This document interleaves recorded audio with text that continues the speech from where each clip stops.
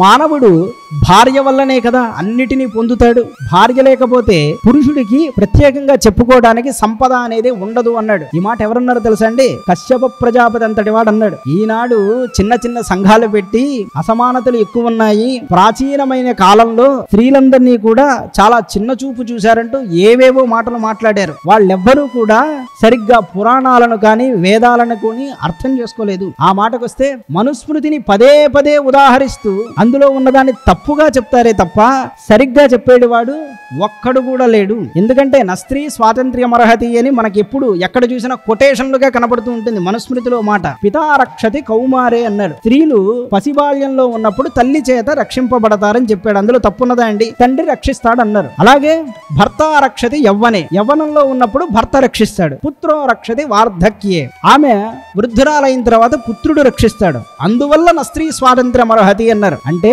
ఒంటరిగా విడిచిపెట్టదగిన వాళ్ళు కాదయ్యా, ఎప్పుడు కూడా ఆడవాళ్ళని కాపాడుతూ ఉండాలని దాని అర్థం. కానీ దాన్ని ఎంత దారుణమైన స్థితికి తెచ్చారండి. ఆడవాళ్ళకి స్వేచ్ఛ ఇవ్వలేదు అనే పేర ఎవడంటే వాడు ఎలాగంటే మాట్లాడాడు. అసలు పురుషుడనే వాడు తరించాలి అంటే స్త్రీయే ఆధారమయ్యా, ఇంకొక దారి అనేటువంటిది లేదు సుమా. గృహస్థుకి స్వాశ్రమేణ కళత్రవాన్, గృహస్థైన వాడు తన ఇంటికి వచ్చిన వాడికి బ్రహ్మచారికి అన్నం పెట్టాలన్నా భార్యనే ఉండాలి, సన్యాసికి అన్నం పెట్టాలన్నా భార్యనే ఉండాలి, వానప్రస్థుడికి కాసింత దక్షిణ ఒసగి అతన్ని సంతృప్తి చేయాలన్నా భార్యనే ఉండాలి. ఇది గుర్తు.